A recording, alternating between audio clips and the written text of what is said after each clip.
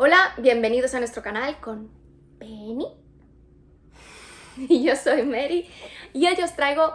esta novela American War de Omar El Akkad, que es una novela distópica por este periodista canadiense, que de canadiense el nombre no tiene demasiado, y eso es porque en realidad Omar El Akkad nació en El Cairo, creció en Qatar y a los 16 años fue cuando se fue a vivir a Canadá junto con su familia.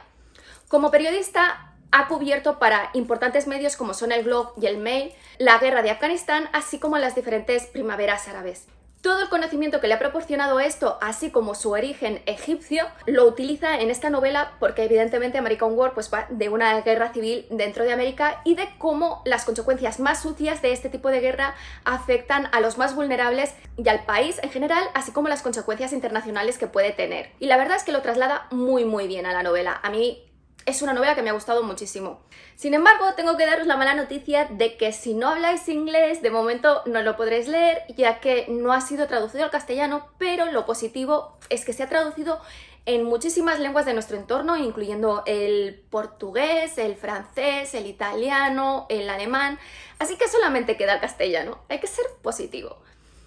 Esta novela fue originalmente publicada en el 2017 y tiene unas 400 páginas. La novela se sitúa así a finales del siglo XXI, principios del XXII, en Estados Unidos y en Canadá, y cubre completamente esta Segunda Guerra Civil de la que os estaba hablando en Estados Unidos. Esta guerra empieza en 1974, después de que el cambio climático haya inundado como la mitad de los continentes y además las temperaturas hayan subido considerablemente, por lo que hay mucho sol y mucha agua. Dada esta situación, hace muchísimos años, antes de 1974, ya que muchos países han hecho la transición de la energía fósil a la energía solar, porque claro, sol hay mucho, pero evidentemente Estados Unidos es uno de los que se sube al carro al final y mal, como siempre sucede con este tipo de cosas. Y claro, cuando finalmente Estados Unidos prohíbe el uso del petróleo, los estados del sur que viven de ello, siendo estos Mississippi, Alabama, Georgia, Texas y Carolina del Sur, se rebelan, hay un montón de manifestaciones y finalmente se secesionan de la Unión, que es como se conocerá el resto de Estados Unidos durante esta guerra civil, y empieza así una interminable guerra. Además, como inicialmente los mayores disturbios se producen en Carolina del Sur, lo que hace es desatar un virus muy contagioso que en un principio piensan que va a tener a la población enferma durante unos 6 meses o así, pero les sale mal la jugada porque resulta que la enfermedad es mucho más grave de lo que se pensaban y deja a los enfermos como medio zombies cuando no mueren. Y debido a que es muy contagiosa, tienen que construir un muro alrededor de todo el estado de Carolina del Sur. Imaginaos las dimensiones de este muro para contener la enfermedad adentro y evidentemente los que están vigilando el muro, su única preocupación es que nadie salga de allí. Si entra, es su problema. Hay muy pocas personas de Carolina del Sur que consigan escapar. Mientras tanto, el estado de Texas no lo dejan muy claro desde el principio y durante el libro no se aclara si es anexionado por México para que forme parte de México, porque México, irónicamente, es mucho más poderoso que Estados Unidos porque ha sabido adaptarse al cambio climático mucho mejor que Estados Unidos, o bien simplemente son invadidos por México y anexionados. No lo dejan claro, pero la cuestión es que ellos están allí súper felices sin que les afecte la guerra prácticamente. El resto de estos estados que se secesionan, es decir, Mississippi, Alabama y Georgia, se convierten en los Estados Libres del Sur o DEMAG, que es como se refieren a ellos muchas veces a lo largo de la novela, y de hecho yo no me di cuenta hasta la mitad o así. Sabía que se estaban refiriendo a ellos, pero no había caído que era por las iniciales de cada estado. Y para que tengáis un esquema mucho más claro de cómo evoluciona todo esto, porque es esencial antes de entrar a hablar cómo está escrita la novela, la guerra civil empieza en 1974 después de que los diferentes disturbios hayan ido escalonándose. Y de hecho, en 1973, mientras el presidente de los Estados Unidos estaba intentando calmar los ánimos, una mujer bomba kamikaze secesionista hace estallar la bomba que lleva encima y mata al presidente de los Estados Unidos, que es algo muy grave, y empiezan a haber una serie de disturbios a lo largo de todos los estados del sur que se quieren secesionar, y los Estados Unidos o la Unión, para aplacar estas manifestaciones, acaba utilizando la fuerza y las armas que ya vemos ya en la actualidad que tienen mucha facilidad para disparar a la población y la cuestión es que matan a muchísima gente, por lo que finalmente los estados del sur se declaran independientes y ahí es cuando empieza la Segunda Guerra Civil. Así, los diferentes estados de Estados Unidos se dividen entre tres. Los rojos son los secesionistas, los que forman el DMAG, así como Carolina del Sur. Además hay los lilas, que son los estados fronterizos entre los rojos y los azules, y que en general forman parte de la Unión, pero mucha parte de ese estado simpatiza con las intenciones del sur, que bueno, a mí me cuesta creer, o sea, yo creo que eso es una bola que les venden a los rojos. Y finalmente los azules, que son la Unión, que es el resto de Estados Unidos, y que su capital ya no es Washington DC porque ha quedado bajo el nivel del mar, sino Columbiana en Ohio. Hay que tener en cuenta que por todo este que os he dicho del calentamiento global, la mitad de Estados Unidos estaban bajo el mar, sobre todo todos los estados costeros. La historia es así contada mucho después de que suceda todo esto por un historiador que vive en Canadá, de la Universidad de Canadá, pero que en realidad nació en Georgia durante la guerra y que precisamente por nacer durante la guerra es conocido como un niño milagro porque muy pocos niños que nacieron en esa época pudieron sobrevivir después. Y desde un inicio, en el prólogo, nos informa de que la guerra civil duró desde 2075 a 2095 y que se terminó con una rendición de los estados sureños, que se intentó maquillar así un poco, pero era una rendición clara. Debido a esto, no sabemos qué parte sabía lo que iba a suceder, pero la cuestión es que un terrorista secesionista se presentó a la firma de la paz con un virus muy infeccioso y mortal, e infectó a la mayor parte de la población y evidentemente se fue extendiendo por Estados Unidos y esta infección y epidemia duró 10 años y acabó cobrándose 110 millones de muertos, muchos más muertos de los que había ocasionado la guerra civil. ¿Qué pasa? Que evidentemente después de toda esta situación Estados Unidos colapsa y en el momento que se está contando todo esto, Canadá se está pensando si anexionarse el norte de Estados Unidos. Asimismo, con todo esto y con todos estos años ha pasado una cosa que es evidente que va a terminar sucediendo, que China se ha convertido en la primera potencia mundial y además en los diferentes estados árabes la quinta primavera árabe es la que finalmente logró echar a los dictadores y construir una gran democracia formada por diferentes estados que se denominan a sí mismos como el Imperio Bouzouzi. Seguramente tiene un significado en árabe que yo desconozco y he pronunciado la palabra muy mal, así que me disculpo. Como os decía, el prólogo está contado por este historiador que cuenta la totalidad del libro y que hace la introducción sobre todas estas fases de la Segunda Guerra Civil de Estados Unidos y esta parte está escrita en primera persona, pero el resto del libro está escrita utilizando la metaficción historiográfica. O sea, es una palabra así muy extraña, pero básicamente utiliza una niña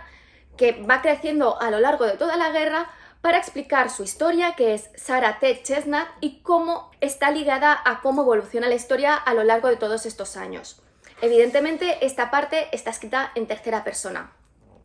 Está muy bien narrado y tiene buen ritmo, ya que pasa una cosa detrás de la otra. Evidentemente, si pasan todos estos años, tiene que pasar una cosa detrás de la otra. Además, el desarrollo psicológico de la protagonista, de Sarah, es muy bueno porque precisamente va pasando por las diferentes fases que puede llegar a pasar un niño cuando se encuentra con una guerra civil o con una guerra, ya que es arrastrada a la guerra, a la pérdida, acaba siendo radicalizada por captadores que sus intereses no son tan puros como parecería y que evidentemente estos captadores, como sucede en la realidad en las guerras, se dedican a captar a niños y a personas con estrés postraumático o emocionalmente débiles en ese momento para llenarlos de odio, radicalizarlos y convertirlos en suicidas o bien en guerrilleros que no les importa sobrevivir ni a quien se llevan por delante. La historia de Sarah empieza en 2074, cuando hace apenas unos meses que ha empezado la guerra civil y tiene únicamente 6 años. Ella vive con sus padres, que están los dos vivos de momento, su hermana gemela y su hermano mayor Simon, que tiene 4 años más que ella, más o menos. En Luisiana, que es un estado lila. Luisiana es uno de los estados que ha sido más afectados por el cambio climático, ya que Además, donde viven ellos está justo al lado de Nueva Orleans, que ya no existe, evidentemente, porque si ya en la actualidad Nueva Orleans está medio inundado, pues imaginaos en ese futuro, está todo completamente inundado y ellos viven allí donde termina el mar, por decirlo de algún modo. Y aunque viven en los terrenos familiares de la madre de Sarah, la cuestión es que viven en muy malas condiciones porque la mayor parte de la población se ha ido y viven dentro de un tráiler de mercancías, de los que van en el barco y que luego trasladan los camiones de un lugar a otro, que está dividido en 3 secciones. Al fondo del todo duermen sus padres, en medio duermen los niños y al final es donde tienen la cocina, sala de estar, aunque evidentemente como hace mucho sol y eso es como un horno, la mayor parte del tiempo lo pasan fuera. Además, una cosa que me sorprende de este libro es que la tecnología no es que haya avanzado tanto, o sea, hay muy pocas cosas que sean un tanto diferentes, pero en realidad hay tablets, hay ordenadores medio tablets y los teléfonos móviles. Sí que es cierto que casi todo funciona con energía solar, por lo que os he dicho antes, porque se ha hecho el traslado a las energías renovables y es como ellos consiguen la electricidad en el tráiler, porque tienen nevera, pero tienen muy poca comida y los cultivos están allí y tienen 4 gallinas escuálidas. Desde pequeña Sarah ha sido muy diferente a su hermana gemela porque de hecho es de dimensiones mucho más grande de lo normal y piensa de una forma un tanto distinta. Y desde que en el colegio le leyeron mal su nombre y juntaron la inicial de su segundo nombre con Sarah, Sarat, ha decidido que todo el mundo la llame así y por lo tanto todo el mundo la llama Sarat. Aprovechando que Luisiana es un estado lila, sus padres están intentando huir hacia la Unión y por ello, al inicio del relato, el padre de Sarah se va a Baton Rouge, a las oficinas de la Unión, para pedir un permiso de trabajo y así poder trasladar a su familia a un lugar más seguro y que no esté tan destrozado por el cambio climático, con la mala suerte de que mientras está allí en la oficina de trabajo, un kamikaze secesionista hace estallar una bomba, la que lleva encima, evidentemente, y muere despedazado. La madre, que se queda sin prácticamente ningún recurso, aparte de lo que le puede dar la tierra, porque era el marido el que trabajaba en una fábrica, que eso es algo que me hace muchísima gracia porque ya antes de la Segunda Guerra Civil, debido a que Estados Unidos no se había adaptado al cambio climático a tiempo, es Estados Unidos, irónicamente, quienes se conviertan, sobre todo los estados del sur, en los esclavos del mundo. O sea, tienen las diferentes fábricas en donde son ellos los explotados. Todo lo que ellos hacen a los otros países del tercer mundo o a los países de Latinoamérica. Por eso es tan irónico el hecho de que lo que le hacen a México, que luego sea México el que tenga mucho más poder y se acabe anexionando a Texas, así como otros terrenos aledaños a México. Y su padre precisamente trabajaba en una de estas fábricas explotadoras, ganando muy poco dinero, con el que prácticamente no tenían para alimentarse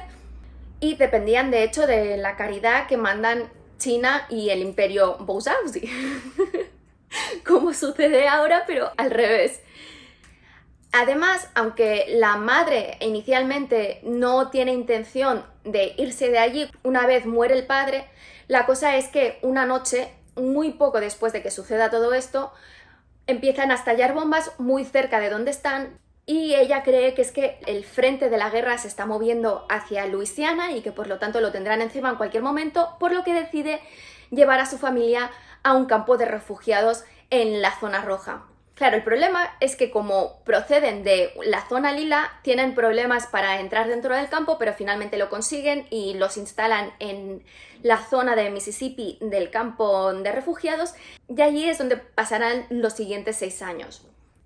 En principio, este campo, el campo Patience, es uno de los más grandes de Estados Unidos y por ello tiene menos posibilidades de que el ejército de la Unión lo destroce, ya que el ejército de la Unión los acaba destrozando con la excusa de que se esconden rebeldes allí, que se esconden bombas y que están siendo utilizados por los captadores para radicalizar a niños y a personas vulnerables, que es cierto, pero eso no justifica destrozar un campo de refugiados, ya que no todos se dedicarán a eso.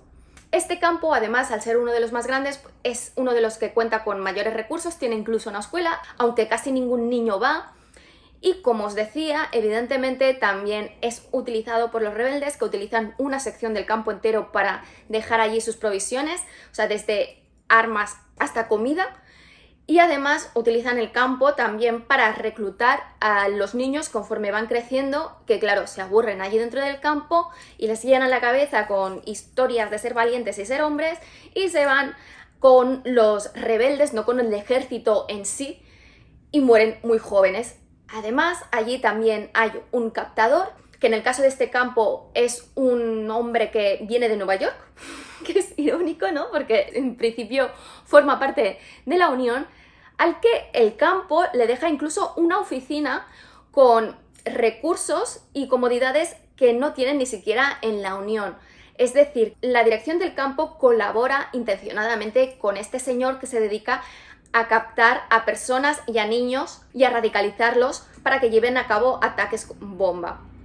Además, cerca del campo está también la frontera de la Unión, ya que el campo está situado en el cruce entre Georgia, Mississippi y Tennessee, por lo que en la zona de Tennessee está el ejército de la Unión y cada vez que alguien se aleja del campo y se acerca a la dirección de la frontera con la Unión, aunque sean civiles que salgan del campo, les disparan directamente. Claro, esto suena muy cruel, pero probablemente sea precisamente por los ataques kamikazes que han estado llevando a cabo los guerrilleros. Así que hay muchas cosas que se venden en la novela, que está escrita desde el punto de vista de los estados del sur,